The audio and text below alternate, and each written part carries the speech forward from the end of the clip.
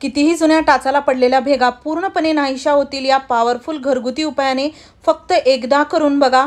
बघू शकता खूप जास्त टाचाला भेगा होत्या आणि एक पाऊलही चाललं जात नव्हतं, यामधून रक्त निघत होतं, यामुळे टाचदुखी पायदुखी देखील त्रास होत होता। पण माझ्या आजोबांनी एक मला घरगुती उपाय सांगितला ज्यामुळे मला खूप चांगला रिझल्ट मिळाला आणि काही दिवसातच अशा प्रकारे पूर्ण टाचाच्या भेगा भरून आल्या।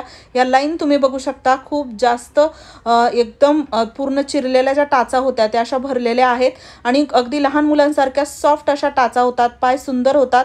नक्कीच तुम्हालाही 100% रिझल्ट मिळेल आणि यासाठी आपल्याला अगदी घरातीलच वस्तू लागणार आहेत, एकही रुपया खर्च होणार नाही, त्यामुळे आजच करून बघा। तर बघा, यासाठी ना मोजक्या 3-4च वस्तू लागणार आहेत आणि त्याही घरामध्ये सहज मिळतात।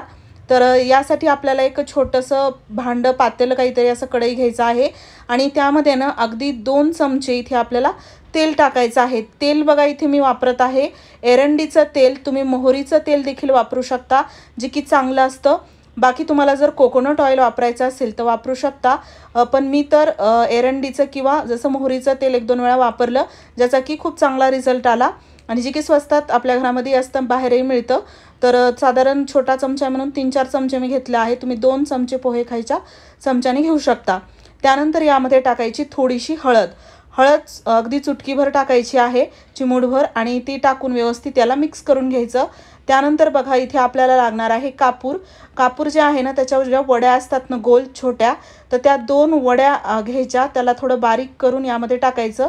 मी अगोदरच पावडर करून ठेवलेला आहे तर ते मी इथे वापरत आहे। आणि हो, तुम्ही हा व्हिडिओ कोणत्या गावातून किंवा शहरातून बघत आहात ते मला कॉमेंट बॉक्समध्ये नक्की सांगा, जेणेकरून माझा व्हिडिओ कुठे कुठे पोहोचला मला ते कळेल। तर आता बघा याला चांगलं व्यवस्थित आता मिक्स करून मी घेतलेला आहे। कापूर चांगला मिक्स झाला की यामध्ये आपल्याला टाकायचं आहे ॲलोवेरा जेल, कोरफड, तुमच्याकडे फ्रेश कोरफड असेल ना त्याचा गर जरी घेतला काढून 1 चमचाभर तरी चालतो। मी इथे ॲलोवेरा जेल वापरत आहे जे की आपल्याला 1 चमचाभर यामध्ये टाकून चांगलं व्यवस्थित याला मिक्स करायचं आहे। आणि बघा आतापर्यंत ज्या पण आपण वस्तू घेतल्या त्या अगदी घरामध्ये सहज मिळतात आणि बऱ्याच वेळा आपण एवढे क्रीम घेतो, पैसे खर्च करतो तरी या टाचा राहत नाही, पण या उपायाने तुम्हाला खूप चांगला रिझल्ट मिळेल आणि खूप जुना उपाय आहे हा। आता यानंतर बघा आपल्याला कडुलिंबाची ताजी पानं, फ्रेश पानं घ्यायची आहेत, त्याला मी स्वच्छ धुवून कोरडं करून घेतलेलं आहे। धुवून यासाठी घ्यायचं की यावरती धूळ बसलेली असते आणि अगदी कडुलिंबाची पानं जसं की आपल्या सर्वांनाच माहीत आहे याचे औषधीय भरपूर फायदे आहेत आणि याचा रिझल्टही खूप चांगला येतो। आणि जसं की मी म्हटलं माझ्या आजोबांनी हा उपाय सांगितला आहे, पूर्वी काही क्रीम औषध असं काही नसायचं, तर हा उपाय करूनच त्यांच्या ज्या टाचाला भेगा पडत होत्या तर त्या ठीक करायचे, किंवा पाय दुखीचा त्रास असेल तर तो देखील ठीक व्हायचा। आणि आता बघा कडुलिंबाची जी पानं आहेत ना ती अगदी कमी जास्त तुमच्याप्रमाणे तुम्ही घेऊ शकता, पण आपण जे 2 चमचे तेल घेतलं आहे ना त्यानुसार ही अशी पानं मी घेतलेली आहेत। तर भरपूर इथे पानं मी घेतली कारण की याला थोडंसं आपण बारीक करणार आहोत तर अजून हे कमी होतं। तर ही कडुलिंबाची ताजी फ्रेश पानं आपल्याला खलबत्त्यामध्ये किंवा मिक्सरमध्ये टाकून याला थोडंसं बारीक करायचं आहे, याची पेस्ट करायची आहे। तर इथे मी खलबत्त्यामध्ये याला बारीक करत आहे, पाण्याचा अजिबात वापर करू नका, फक्त कोरडी ही पानंच आपल्याला कुटून घ्यायची आहेत, तर लवकरच याची पेस्ट होते। कारण की अगदी ओलसर पानं आहेत तर पाणी सुटल्यासारखं आपोआपच थोडंसं होतं आणि थोडी करत खलबत्त्यामध्ये मी याला बारीक करून घेत आहे। बाकी तुम्हाला जर खलबत्त्यामध्ये वेळ लागेल असं वाटत असेल तर मिक्सरच्या भांड्यामध्ये जरी तुम्ही ही प्रोसेस केली तरी चालतं। आपण जो हा उपाय करत आहोत, तुम्हाला जर अगदी पूर्ण रिझल्ट हवा असेल कमी वेळेमध्ये आणि परत कधी टाचाला भेगा पडू नयेत असं वाटत असेल तर पूर्ण प्रोसेस जाणून घ्या, कारण की खूप महत्त्वाचं आहे प्रत्येक यामधील स्टेप। आणि आता बघा चांगलीच ही आपण जे कडुलिंबाची पानं आहे त्याची पेस्ट व्यवस्थित करून घेतलेली आहे, होईल तेवढं बारीक करा अजूनच चांगलं। त्यानंतर आता याला मी व्यवस्थित खलबत्त्यामध्ये काढलेलं जे आहे ना ती पेस्ट आपण प्लेटमध्ये काढून घेणार आहोत। आणि हो, तुम्हाला नेक्स्ट व्हिडिओ कोणत्या टॉपिकवर हवा आहे ते मला कॉमेंट बॉक्समध्ये नक्की सांगा, जेणेकरून लवकरात लवकर तो व्हिडिओ मी तुमच्यासाठी घेऊन येईल। आणि पेस्ट बघा अगदी 5-6 चमचे जवळपास ही झालेली आहे। पानं अगोदर खूप जास्त दिसत होती पण पेस्ट केल्यानंतर ही थोडं कमीच होतं, त्यामुळे अगोदर पानं थोडीशी जास्त घ्यायची, म्हणजे एका व्यक्तीसाठी पुरेल एवढं आपण बनवत आहोत। बाकी तुम्हाला जर अजून जास्त जणांसाठी हवं असेल तर त्यानुसार बनवू शकता। आता हे जे मिश्रण आपण तेलाचं तयार केलं होतं ते मी गॅसवरती ठेवून चांगलं याला कडकडीत असं गरम गरम करून घेतलेलं आहे। गरम झालं की याला आपल्याला जाळायचं नाही, फक्त गरम करायचं आणि गॅस बंद करायचा। आता हे गरम असतानाच यामध्ये आपल्याला टाकायचा आहे कडुलिंबाचा जो आपण पेस्ट केला होता तो पूर्ण यामध्ये टाकायची आणि व्यवस्थित याला या पूर्ण तेलामध्ये चांगलं मिक्स करून घ्यायचं।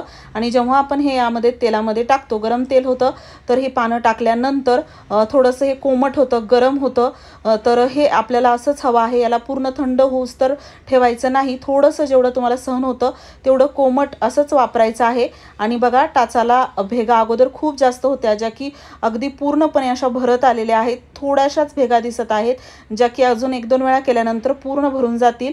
तर यासाठी बघा आता हे थोडंसं कोमट आहे आणि त्यानंतर ही पेस्ट जी आहे ना तर ती कशी लावायची, तर इथे आता ही पेस्ट जेवढं होईल तेवढं एकतर याचा रस अशा प्रकारे लावा, किंवा रस म्हणजे आपण यामध्ये तेलही टाकलेलं आहे, सर्व गोष्टी टाकलेल्या आहेत, तर पूर्ण अशा प्रकारे हे लावायचं।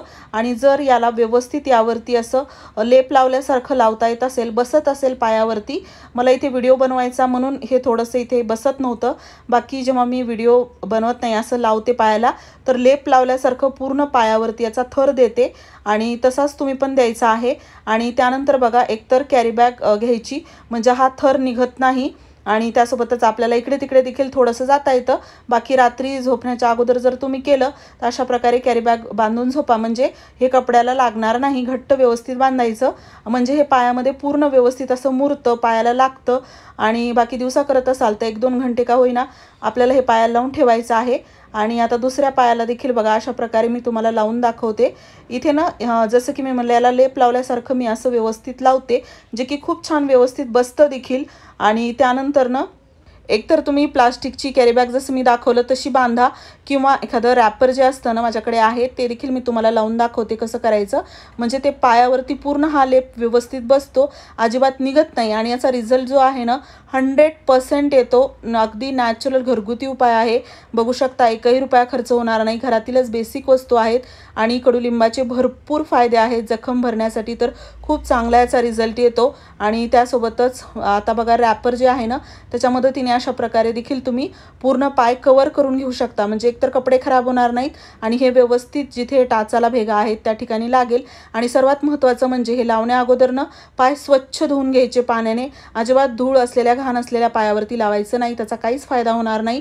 आणि रात्री लावत असाल तर सकाळी काढा आणि दिवसा लावत असाल तर 1-2 तास का होईना ठेवा। त्यानंतर बघा पूर्ण यामधील जे तेल आहे किंवा लिक्विड आहे ते पूर्ण आपल्या टाचाला पूर्णपणे मुरतं। त्यानंतर पानं जी कोरडी झालेली असतात ती पाला पूर्ण काढून टाकायचा, पेस्ट काढायची आणि वाटलंच तर स्वच्छ पाण्याने धुवा, नाही धुतलं तरी चालतं। मला तरी हाच उपाय केल्याने खूप चांगला रिझल्ट आलेला आहे, तुम्हालाही मिळेल। नक्की तुम्ही पण ट्राय करा। तुमचे काही या संबंधित प्रश्न असतील तर कॉमेंटमध्ये विचारा। व्हिडिओ आवडला असेल लाईक करा, शेअर करा। चॅनलवरती नवीन असाल तर सबस्क्राईब करायला विसरू नका। पूर्ण व्हिडिओ पाहिल्याबद्दल मनापासून धन्यवाद। चला तर मग परत भेटूया अशाच एका नव्या व्हिडिओसोबत। 2-3 दिवस हा उपाय नक्की करा।